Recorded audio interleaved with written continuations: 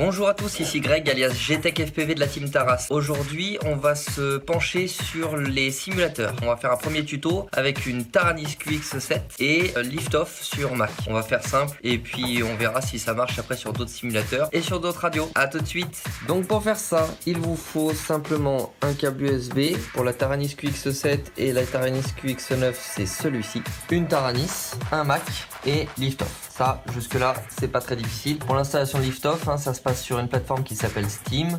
Vous créez un compte. Ici, dans la radio, on va simplement créer un nouveau modèle. Donc, vous allez, hop là, quand vous êtes ici, dans la liste des modèles, vous allez sur un modèle vide, on clique dessus, créer modèle. Ici, on va faire page. Vous changez le nom de ce modèle. On va mettre Simu.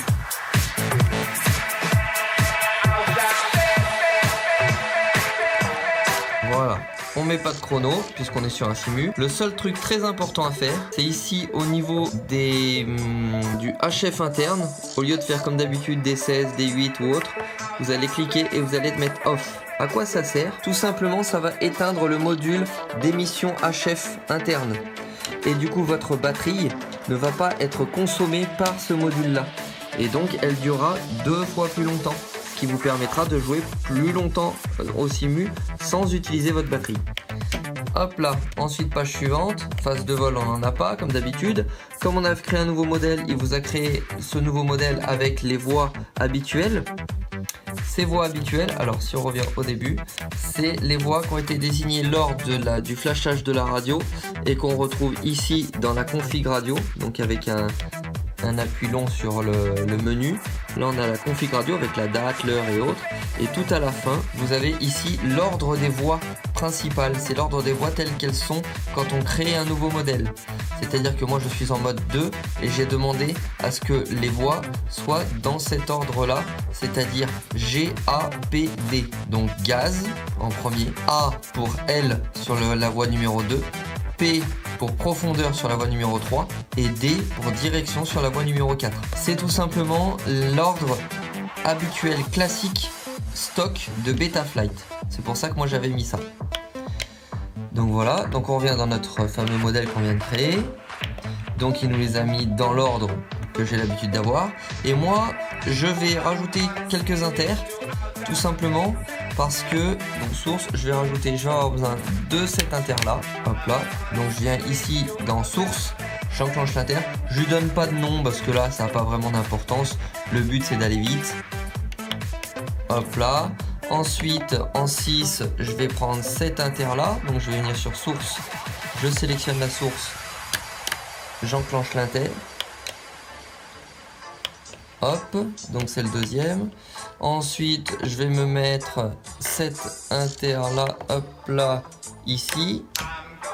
Tac. Nickel. Ensuite, je vais me mettre cet inter là, ici.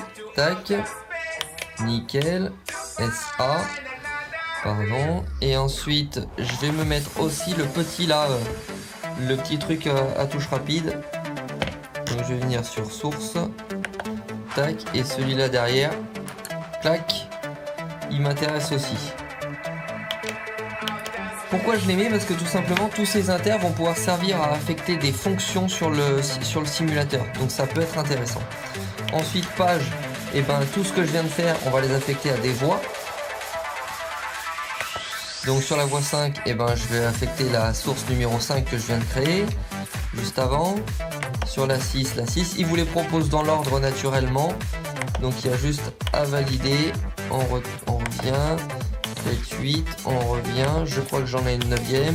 Par contre, il n'y a pas de 10e, il me semble. On va vérifier. Non, là ça revient sur une fonction de direction. Donc c'est qu'il n'y a pas de 10e. La 10e, elle ne va pas m'intéresser. Donc je vais la supprimer.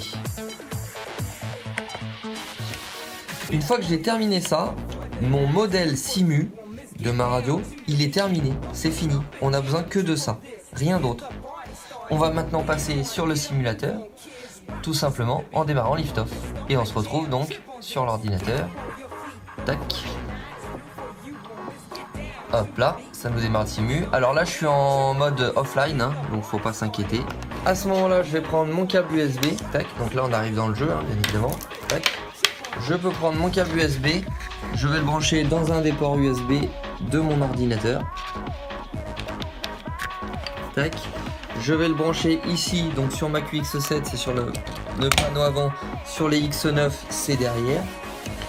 Et donc si vous avez bien mis à jour votre radio, quand vous clipsez donc le câble USB, il va vous demander si vous voulez utiliser le câble USB pour du stockage USB, donc pour lire la carte SD qui est à l'intérieur de la radio, ou pour les sticks, c'est-à-dire comme un contrôleur MIDI ou une manette de jeu. Donc nous là, ce qui nous intéresse aujourd'hui, c'est les sticks. Je valide. Et ici, normalement, dans truc, il vous met, attention, il a détecté une FrSky Taranis joystick.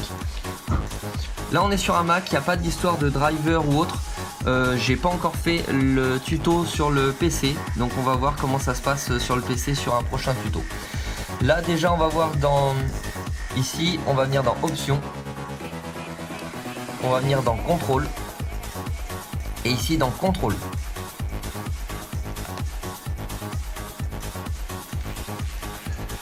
Et là, il suffit de suivre les instructions qu'on va vous donner. Donc là, il dit qu'il détecte bien la Taranis. On va dire qu'on va lancer une calibration. Et on va lancer une calibration. Tac. Donc vous faites exactement ce qu'il y a sur l'écran. Ensuite, il vous demande de recentrer les sticks. Donc je recentre les sticks. Ensuite, il vous demande de monter les gaz. Je monte les gaz. Il les a détectés. Il vous demande de le recentrer. Donc je recentre les gaz. Ensuite, de pousser le pitch. Je pousse le pitch. Il l'a détecté. Je recentre le pitch puisqu'il demande de recentrer tous les sticks. Ensuite, hop là, le roll. On a poussé le roll, il l'a détecté. Pas de souci, je recentre tout. Ensuite, le haut. Hop. Il l'a détecté, je recentre tout. Et là, il a terminé.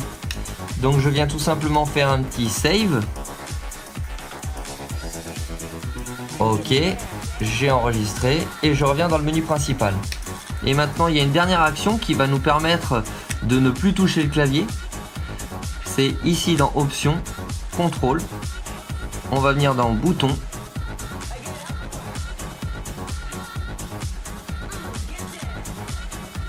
Et ici, non pas du côté keyboard, donc clavier, mais du côté contrôleur, donc de notre Taranis. Ici, Right, on va cliquer sur Right et on va venir faire droite. Tac. Ici, il a détecté que ça, c'était l'axis 1+, donc c'est parfait. Je confirme. Et ainsi de suite. Left. Hop. Left. Tac. Confirme. Ensuite, up. Je viens sur ma Taranis, je fais un up. Il détecte un nouvel axis. Confirme. Down. Je viens faire un down. Il a trouvé il a bien détecté mon truc. Ensuite, confirmer. Je vais faire un peu comme les OSD Betaflight. Je vais confirmer avec ça. Nickel. Confirme. Cancel. Et comme dans les OSD Betaflight, on va faire un cancel. Confirme. Exit, du coup j'avais mis mon petit inter là-bas derrière, comme il est comme ça, je vais faire un petit exit comme ça. Nickel, bouton 0. Ensuite pause, ça m'intéresse pas. Par contre armer, moi je sais que d'habitude j'arme avec ceci. Donc du coup je vais faire la même chose comme j'ai l'habitude de faire. Ensuite reset, ça c'est pour quand on s'est planté, pour resetter. Donc ça je vais le mettre ici. Ça on n'a pas du tout sur les drones d'habitude, parce que quand on crache, c'est fini. Là bon, c'est pour un jeu. Donc confirme. Ensuite rewind. Ça je vais vous faire voir ce que c'est. Ça peut être marrant. Hop là. On va le mettre sur cet interrupteur là. Nickel, il a détecté. Confirme. Le reste, FPV mode, si peut-être le mode, les trucs de mode. Donc moi d'habitude je les mets là, les modes. Tac. Confirme.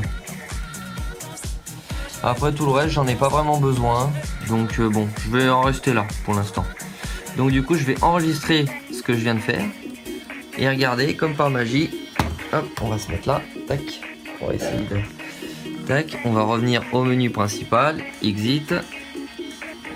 Et regardez maintenant la magie, c'est que comme on vient de configurer les sticks, et ben maintenant on peut se balader dans le jeu avec nos sticks.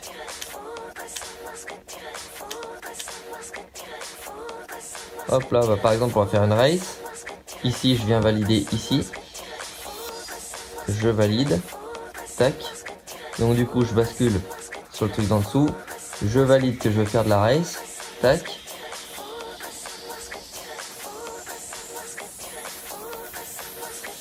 Hop là. On va incliner comme ça va être un peu mieux. Donc là pareil, je me balade.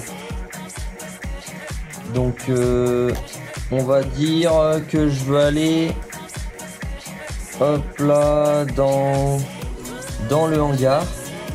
Je valide. On va valider cette track, de toute façon il n'y en a qu'une. Je valide. Tac. Soit bon, je choisis un drone, donc c'est pareil, hein, on peut se déplacer, blablabla. Je valide. Et là vous avez plus à toucher au clavier ni à la souris. C'est plutôt pratique. Voilà, après bon bah là on pilote classiquement. Hein. Hop là, c'est chouette.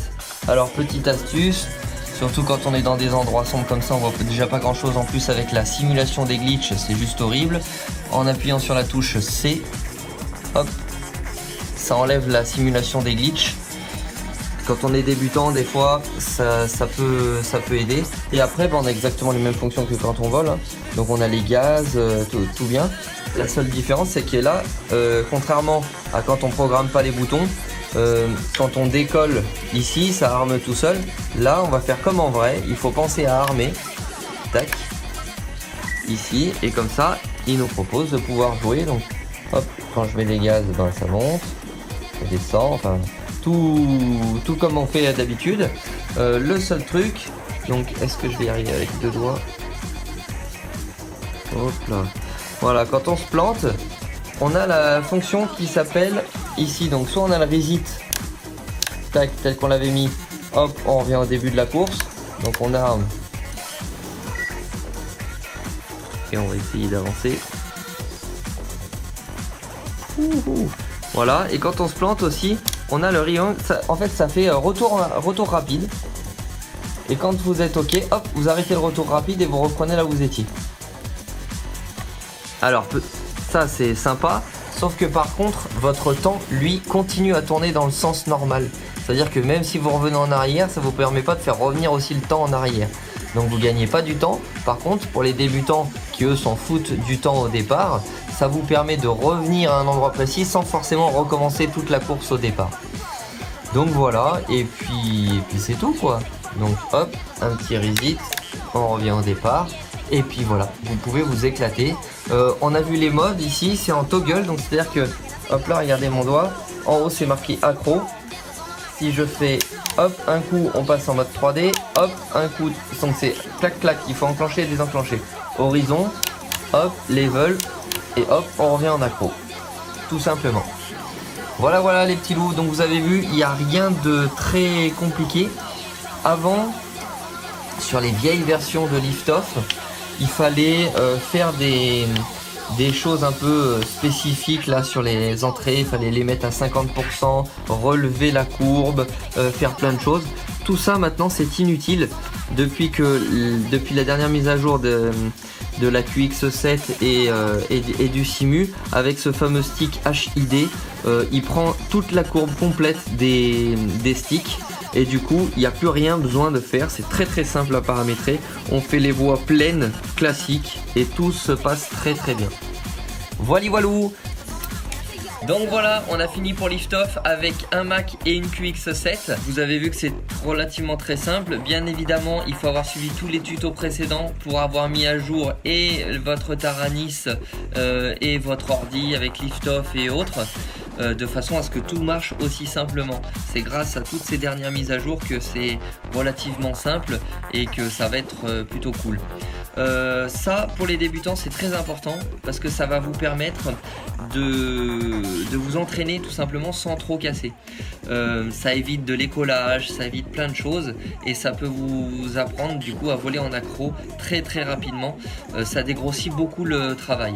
Je dis pas que c'est exactement la même chose qu'en vrai, vous n'aurez pas exactement les mêmes sensations, mais par contre c'est vrai que ça s'en approche énormément et du coup ça vous permet vraiment de démarrer un apprentissage. Après c'est vrai que celui qui s'est déjà piloté en accro super bien, il s'améliorera pas avec un simulateur en soi. Le but c'est surtout pour les débutants je pense. Après peut-être que maintenant il y a des nouveaux simus qui sortent, il y en a de plus en plus qui sortent, qui eux auront un physique on appelle ça, donc c'est-à-dire le ressenti physique du drone qui se rapproche de plus en plus de la réalité et qui du coup permettront aux pilotes déjà expérimentés de faire mieux, de s'améliorer.